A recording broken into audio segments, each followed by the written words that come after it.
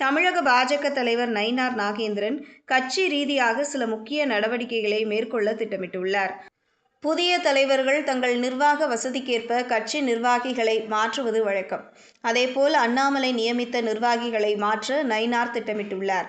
இதனால் கட்சியின் எதிர்கால திட்டங்கள் கேள்விக்குறியாகியுள்ளன. குறிப்பாக அண்ணாமலைக்காக பணியாற்றிய மற்றும் மற்ற தலைவர்களை மதிக்காத சில நிர்வாகிகளை நீக்க நயினார் திட்டமிட்டுள்ளார். மேலும் அனைத்து சமூகத்தினருக்கும் பிரதிநிதித்துவம் வழங்கும் வகையில் பதவிகளை வழங்க அவர் முடிவு செய்துள்ளார். அதேபோல் முந்தைய தலைமைக்கு விசுவாசமாக இருப்பவர்களையும் மாற்ற திட்டமிட்டுள்ளார். இந்த முடிவுகள் கட்சிக்குள் புதிய மாற்றங்களை ஏற்படுத்தும் என எதிர்பார்க்கப்படுகிறது. சென்னையில் சில ரவுடிகள் கட்சியில் இணைந்ததாக எழுந்த புகாரை அடுத்து அவர்களை பற்றி கணக்கெடுப்பு நடத்தி நீக்க நயினார் திட்டமிட்டுள்ளார். பாஜகவின் நீண்டகால திட்டமான பூத் கமிட்டி அமைக்கும் பணி அண்ணாமலை காலத்தில் முழுமையாக நடைபெறவில்லை. 2026 மக்களவைத் தேர்தலை மனதில் வைத்து பூத் கமிட்டி அமைக்கும் பணிகளை நயினார் நாகேந்திரன் தீவிரப்படுத்த முடிவு செய்துள்ளார்.